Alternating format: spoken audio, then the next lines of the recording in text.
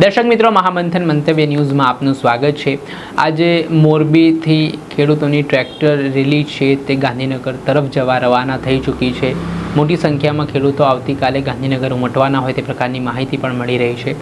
ખેડૂતોના ખેતરમાં જે ગેરકાયદેસર રીતે વીજ થાંભલા નાખવામાં આવી રહ્યા હોય તેને લઈને ખેડૂતો ખૂબ નારાજ જોવા મળી રહ્યા છે અને તે બાબતનો વિરોધ કરવામાં આવી રહ્યો છે।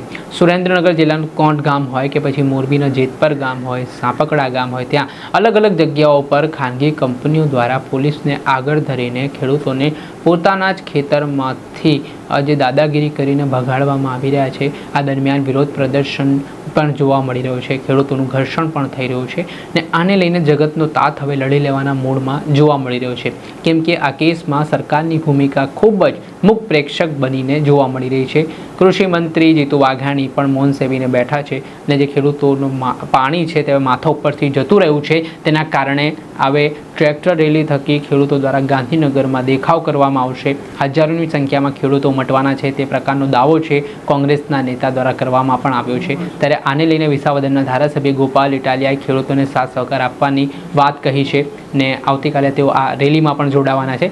શું કહી રહ્યા છે ધારાસભ્ય ગોપાલ ઇટાલિયા, તેમને સાંભળો। નમસ્કાર મિત્રો, આવતીકાલે ગુજરાતના ખેડૂતો ટ્રેક્ટર રેલી કરીને ગુજરાતની બહેરી સરકારના કાન સુધી વેદનાનો અવાજ પહોંચાડવા જઈ રહ્યા છે। જે રીતે વીજળી નાખવા વાળી પ્રાઇવેટ કંપનીઓ ભાડેથી પોલીસ લાવીને વળતર ચૂકવ્યા વગર ખેડૂતોના કિંમતી ખેતરમાં જબરજસ્તીથી ગુંડાગીર્દી કરીને થાંભલા નાખે છે, એના વિરુદ્ધમાં યોજાનારી ટ્રેક્ટર રેલીમાં આવતીકાલે હું પણ હાજર રહી અને ખેડૂતોને સાથ સહકાર આપવાનો છું। તો બધા જ ખેડૂતો, સૌ ખેડૂત સાથે સંકળાયેલા લોકો અને ખેડૂતોને સપોર્ટ કરનારા સૌ લોકો ટ્રેક્ટર રેલીમાં જોડાય એવી મારી લાગણી છે। જય કિસાન।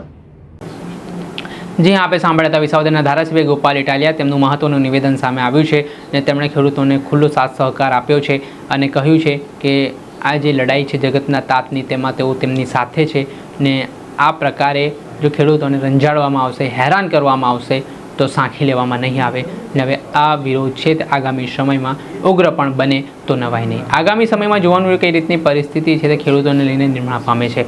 દર્શક મિત્રો, આવા જ અવનવા વિડીયો સાથે આપને માહિતગાર કરતા રહીશું, એટલે મહામંથન મંતવ્ય ન્યૂઝ જોતા રહો, લાઈક કરો, શેર કરો।